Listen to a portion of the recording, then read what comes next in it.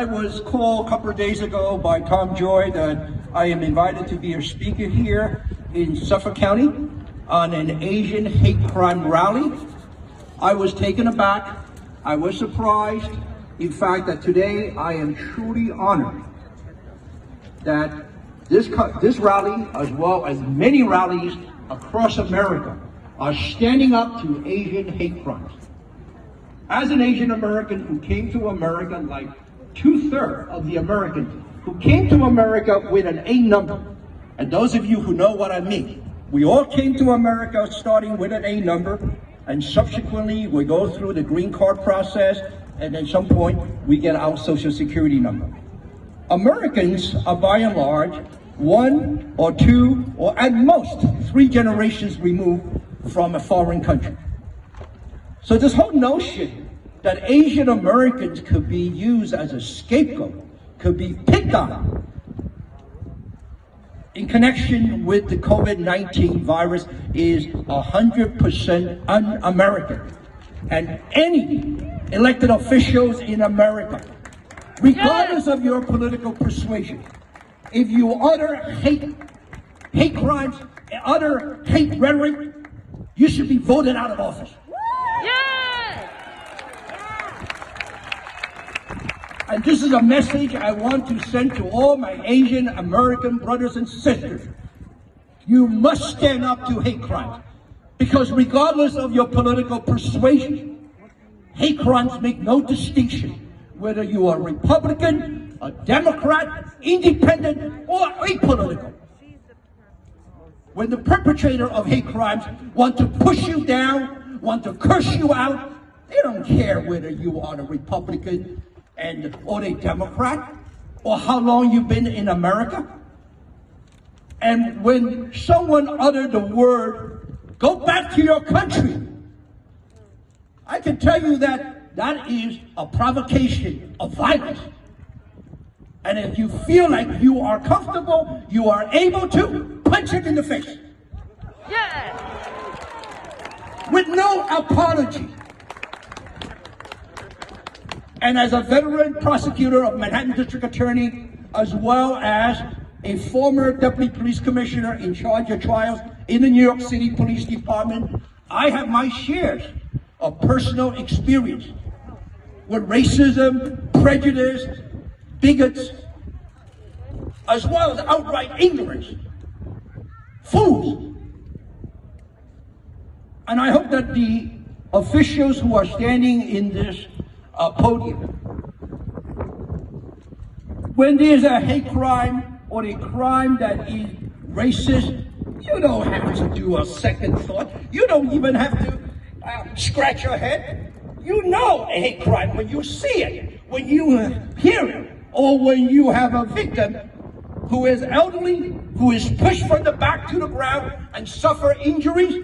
Regardless of the perp's explanation or utterances, that is a hate crime, ladies and gentlemen. Yes! Since when law enforcement care the utterances of a perp? And what happened in Atlanta, Georgia with that sheriff's captain is an outright disgrace. And I was not surprised that he was peddling T-shirts with racist slogans. He should have been fired. He should have been ostracized. He should be shamed. I could care less how long he's been a police officer in Atlanta. And in fact, one of the suggestions that I have to my legislators, elected officials here, is that with all the legislations that you can propose and you can pass to deal with hate crimes, I propose a legislation either in Congress, state legislature, county legislature, to make education mandatory regarding civic, regarding the history of America. Yeah.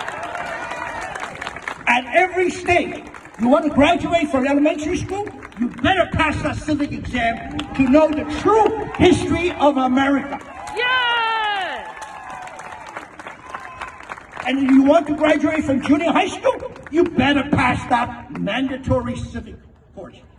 And if you want to go through high school, college, and if you want to join the police department, you better pass that. There's a portion called civic exam. Enough with rhetoric.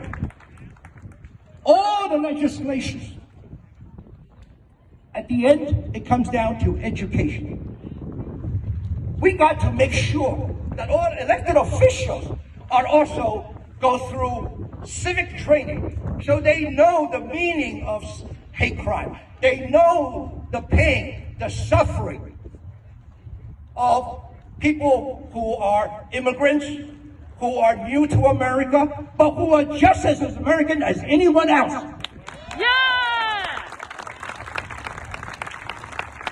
I know that those of you who are of Asian descent or have similar experience of verbal abuse,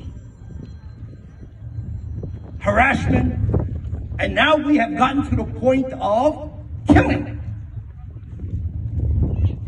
So that's why I think that in order to make sure that those 6 Asian American women in Atlanta did not die in vain, they are not another body count in all the mass shootings that have taken place in this country. That we must pass mandatory legislation for mandatory civic training. No more ignorance. Ignorance drives hate crime. Not just against Asians, against our black brothers and sisters, against Latinos, against the Muslims, against the gay, and against a woman. Got to stop. In America, we're not going to tolerate hate. We're not going to tolerate racism. All the protests during this past summer, the social justice protests, we got to go further. We got to not just make it a crime to be a racist, we also have to punish people. If they got properly educated, they crossed that line, and then if it become a crime, they got to be prosecuted and punished to the fullest extent of the law. I hope this rally is the beginning of many, many rallies across America. That we Americans do not tolerate hate. We Americans are going to stand up to hate. We're going to call out hate. And those who perpetrate hate crimes not only get prosecuted, they also should be shamed. On social media, on the regular media. For example, recently, a member of a prominent political family in New York State, Maura Moynihan, she was caught on video telling a Korean couple, who happen to be not Chinese, by the way, but they all look the same to a lot of people. Go back to China. Thank God it was caught on video. And you know what? When she saw that she was being videoed, she tried to cover her face with the mask, but unfortunately a scarf led to her identification.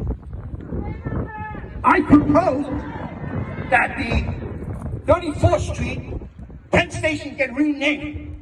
Moynihan's family does not deserve to be named after the new Penn Station. That is the punishment. Because we got to call out hate, and we got to stand up to hate, and we got to deal with hate, not just with rallies, not just with words. We got to make sure hate is not only un-American, hate is a crime against humanity. And with that, I want to thank all of you to give me this opportunity. Thank you. Thank you, Mr. Wong. Always a pleasure.